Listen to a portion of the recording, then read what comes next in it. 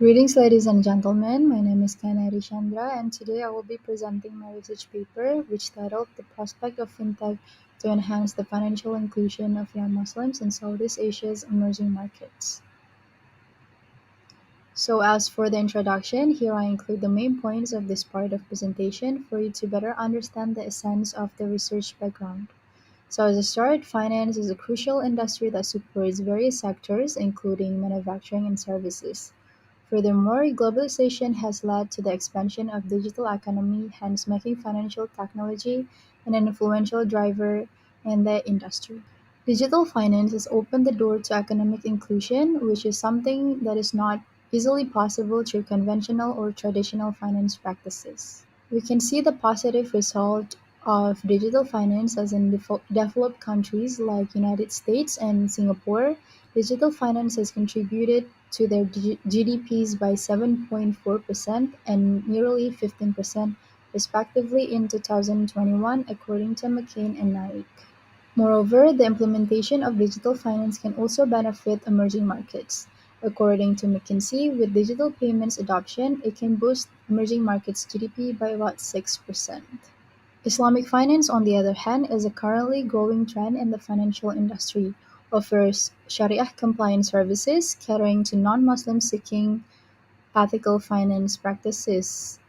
With a Muslim population of approximately 1.9 billion worldwide and the rapid expansion of ethical finance consumers, according to the World Bank, Islamic fintech presents an opportunity for the enhancement of financial inclusion.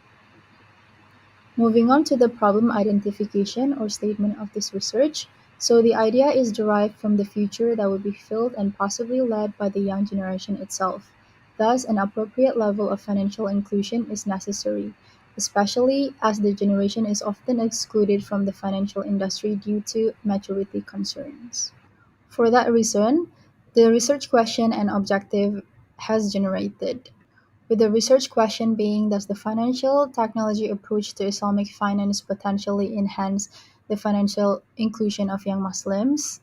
And with the research of objective is to gain an overview of young Muslims in Southeast Asia's emerging markets engagement levels with the financial technology, Islamic finance, and Islamic fintech. Furthermore, the data they produce from the initial objective can be used for further suggest a visible solution to improve financial inclusion. As for the literature review, here I include some of the main points I have in my research paper regarding the Indonesian and Malaysian condition, as it also used as the basis for the output of this research. One of the three is that according to Islam in Asia Diversity in Past and Present exhibition, Malaysia and Indonesia are two of the three countries in Southeast Asia that considered as the breeding grounds in terms of innovation for the current growing financial sectors, which is Islamic financial technology. Moving on to the methodology. For the methodology of this research, here I use quantitative methods using an online questionnaire survey as its data collection methods. As this research is narrowed on the young Muslims in Southeast Asia's emerging markets, I limit the respondents to the following. So the first one is the respondent should be minimum 18 years old. The second one is the respondent should be a Muslim, and the last one is the respondent should be a Malaysian or Indonesian nationality. Furthermore, the questionnaire is designed with a Likert scale model with a scale 1 to 5, consisting of 15 questions, with 5 questions being a background information and 10 being the survey questions. For the data analysis, here I use the descriptive analysis methods, which includes the data visualization that consists of a clear and concise elaboration of figures from the chosen data collected and descriptive statistics that involves the median of the chosen data that will project through a box plot. The utilization of descriptive analysis in this report aims to maximize the efficiency of interpreting and gathered data to a substantial dataset for this research.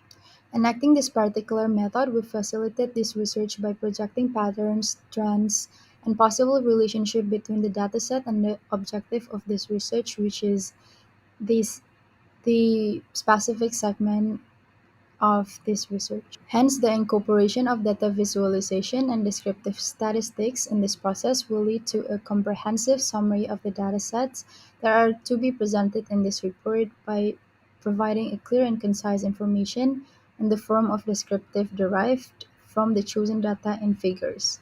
Lastly, the target of the quantitative approach is exclusive to the young Muslim age 18 to 23, which accounts to be 71 out of the 80 samples gathered. Hence, the data analysis process only 71 samples are to be examined. Moving on to the data result of this research, based on the data analysis that I use, I will first explain the results of data visualization. From the first bar chart, which measures the level of understanding of the respondents toward fintech, we can see that 54.8% had an above average level of understanding, while 43.1% had an average to low level.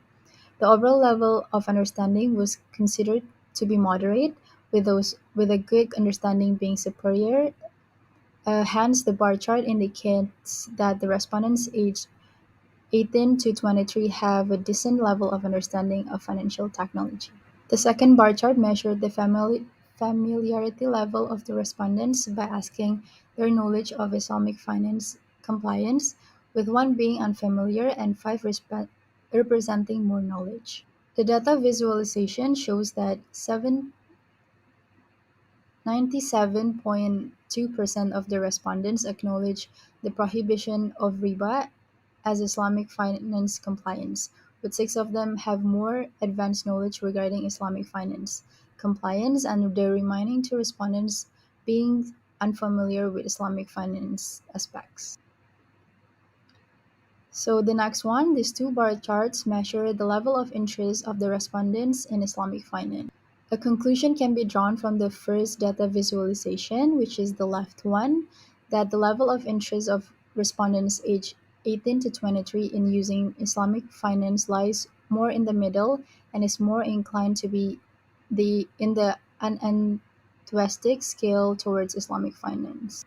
Moreover, from the right side, or the further question in regards to the interest of respondents toward Islamic finance, it can be concluded that the majority of respondents who lack of interest in Islamic finance, however, have at least a basic understanding of the essence and can find financial services, but are not interested in using such services.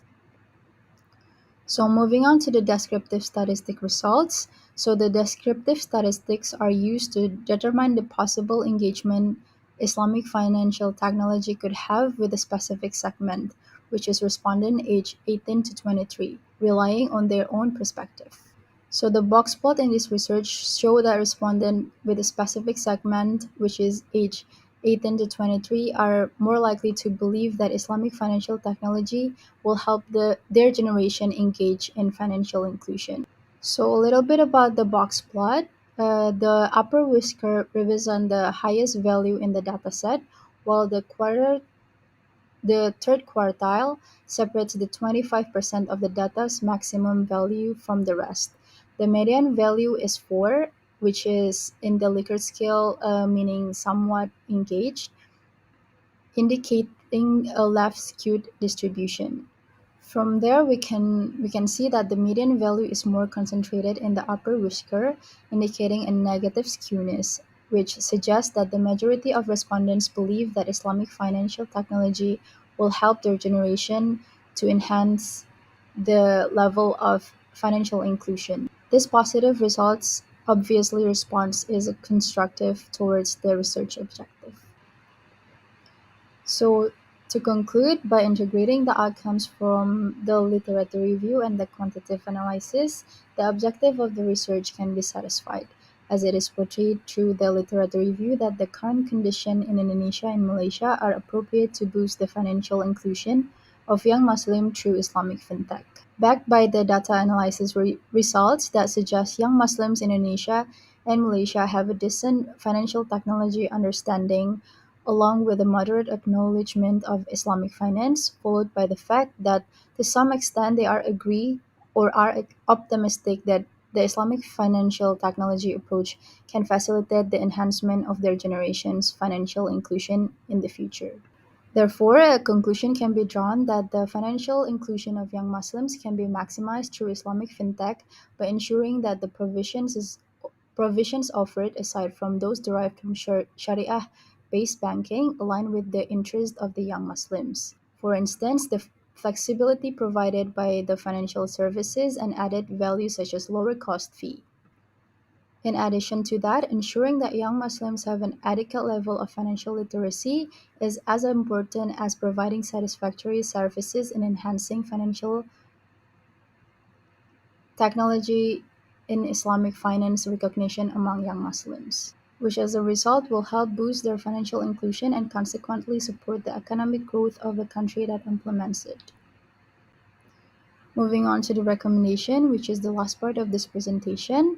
So the recommendation for this research are includes these two, which are the first is adding additional question regarding the financial literacy level of the respondents, which may increase the reliability of the data and facilitate the data analysis process by providing sufficient data or evidence. And the second one is to incorporating a broader sample variables in terms of age, nationality, gender, and education level through a vast distribution and of the questionnaires or any form of data collection to hinder a concentrated data sample. So that's the end of my presentation. Thank you for your attention.